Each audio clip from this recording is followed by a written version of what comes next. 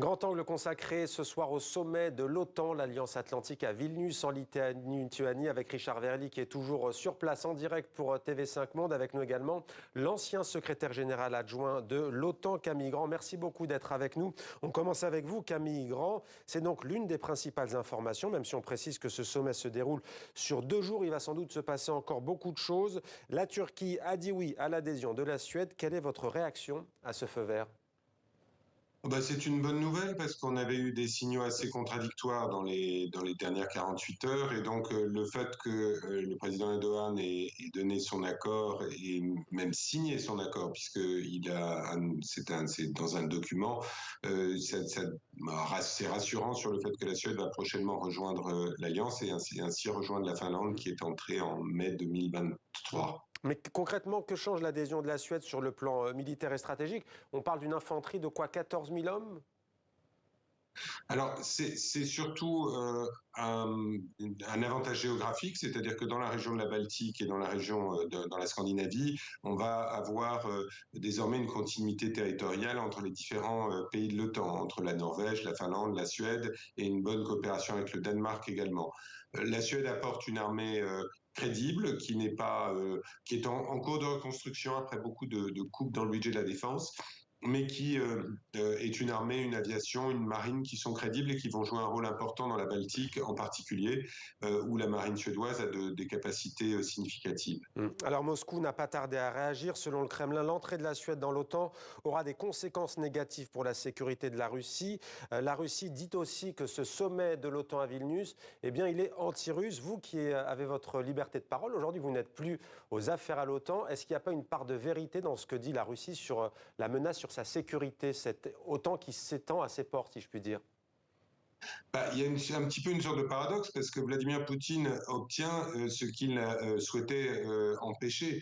Avant la création de l'Ukraine, il n'était pas question pour la Suède ou pour la Finlande d'entrer dans l'OTAN. Ces deux pays se contentaient d'un partenariat étroit mais sans perspective d'adhésion immédiate.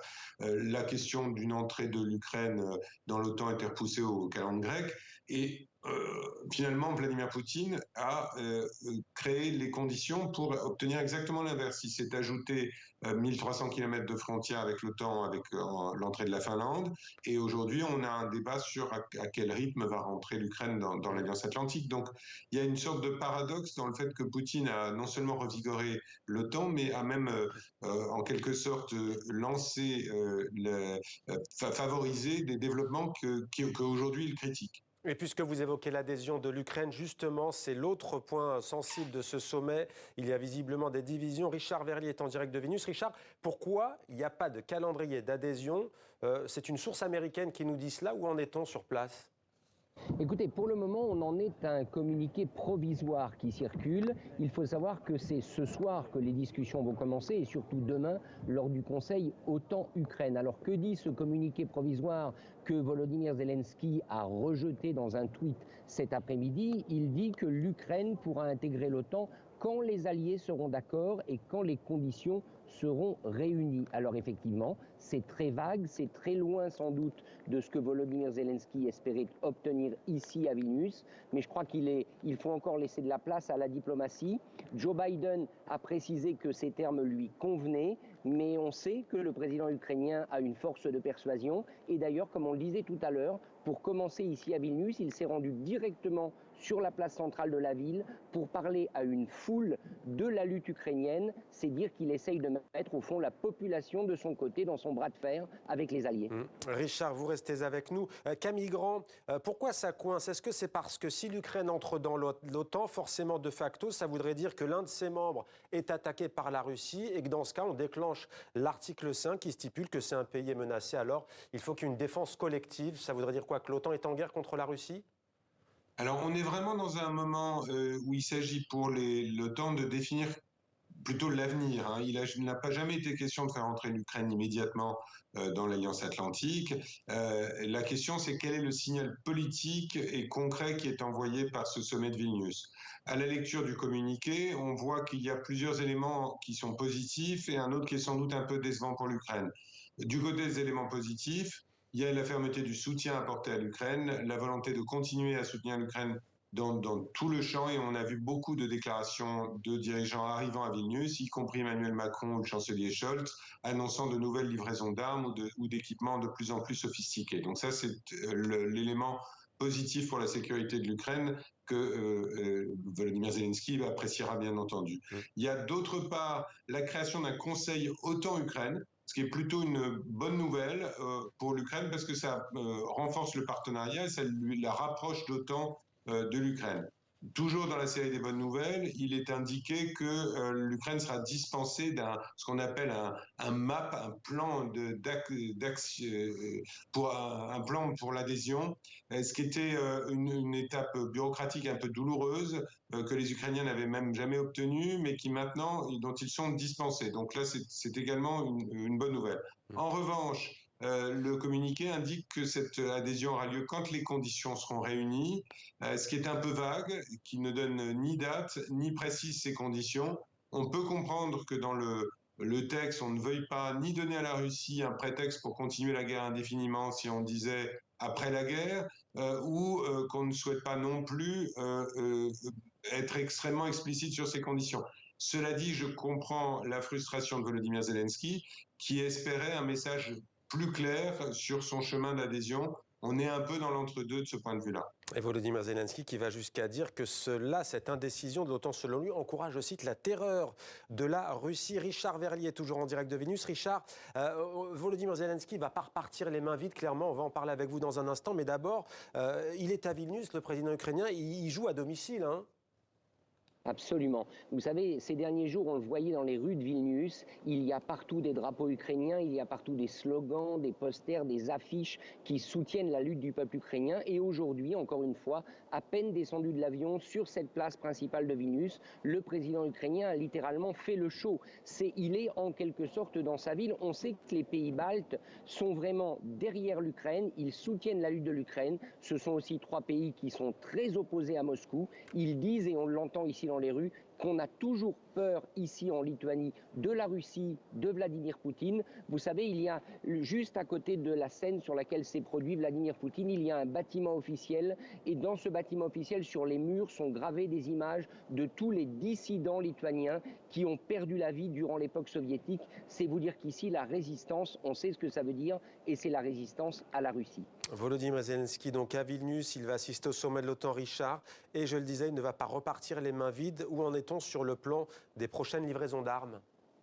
Alors, Joe Biden avait en quelque sorte ouvert le bal avant même le sommet de l'OTAN en proposant des bombes à sous-munitions. Vous savez, ces bombes très controversées puisqu'elles sont interdites par une convention internationale, mais que les États-Unis n'ont pas signée.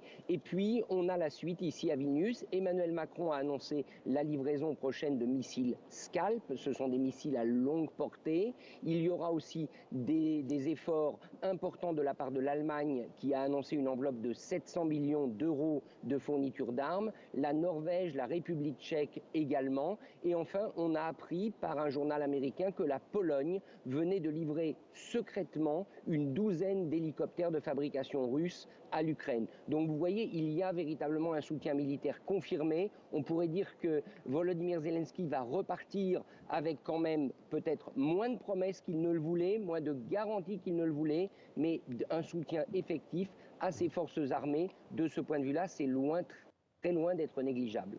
Camille Grand, ex-secrétaire général adjoint de l'OTAN. Je n'ai pas précisé d'ailleurs que vous êtes ex-secrétaire général adjoint français de l'OTAN. Je le dis parce que je vais vous poser une question sur la France dans un instant. Mais d'abord sur ces armes à sous-munitions, est-ce que les États-Unis ont raison d'en fournir ou est-ce que c'est une erreur selon vous ? Alors c'est un dossier compliqué. On voit d'ailleurs qu'il y a un certain nombre de partenaires européens des États-Unis qui se sont un petit peu désolidarisés de cette livraison ou en tout cas ont fait part de leurs doutes. La première chose qu'il faut dire, c'est que c'est des armes qui sont utilisées massivement par la Russie en Ukraine, y compris dans des zones urbaines contre les populations civiles. Et donc, de ce point de vue-là, l'Ukraine se trouve dans une situation de désavantage considérable. La deuxième chose, c'est que c'est des armes qui sont assez efficaces sur ce type de territoire, notamment pour mener des offensives. Et l'Ukraine ne disposant pas de la supériorité aérienne, ça lui apporte un vrai avantage militaire de recevoir ces armes à sous-munitions qu'elle a effectivement demandées. Après, on a des armes qui sont problématiques parce qu'elles créent davantage de ce qu'on appelle les restes explosifs de guerre et que donc elles ont tendance à polluer le terrain.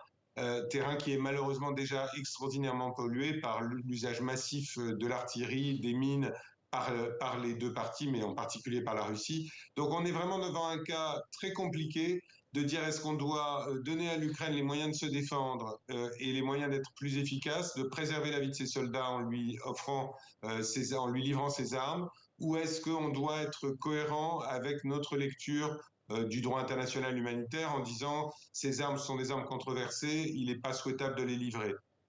Les Européens là-dessus sont partagés. Il y a certains pays une grande majorité des Européens sont signataires de cette convention sur les armes, d'interdiction des armes à sous-munitions. D'autres, comme la Pologne ou la Finlande, ne l'ont pas signé, pas plus que les États-Unis, l'Ukraine ou la Russie. Sur les missiles longue portée Scalp français, donc, certains, dit la France, ont déjà été livrés. Est-ce que ça peut aider l'armée ukrainienne dans sa contre-offensive ? Alors, c'est une catégorie d'armes que les Britanniques ont déjà commencé à livrer. C'est un missile franco-britannique et les Britanniques le livrent depuis quelques semaines. C'est extrêmement efficace. C'est une arme redoutable qui a une grande précision et une grande portée. On est à plus de 300 km de portée. Ça permet aux Ukrainiens de faire quelque chose qu'ils ne pouvaient pas faire jusqu'ici, c'est-à-dire des frappes véritablement dans la profondeur pour toucher le cœur de l'infrastructure militaire russe sur le théâtre. Manifestement, Emmanuel Macron a signalé qu'il s'agissait bien de frappes en Ukraine, donc je pense que là-dessus, il doit y avoir des demandes faites aux Ukrainiens de ne pas les utiliser contre des cibles en Russie, mais c'est une arme qui a d'ores et déjà démontré son efficacité, et même si les livraisons ne seront pas énormes en volume, on parle de quelques centaines de missiles potentiellement, c'est très efficace sur le champ de bataille, et ça donne à l'Ukraine un avantage nouveau. Merci beaucoup Camille Grand, ex-secrétaire général adjoint de l'OTAN. Merci Richard Verly. Je rappelle que vous suivez ce sommet de l'OTAN à Vilnius pour TV5 Monde, sommet qui se poursuit donc ce soir et demain mercredi.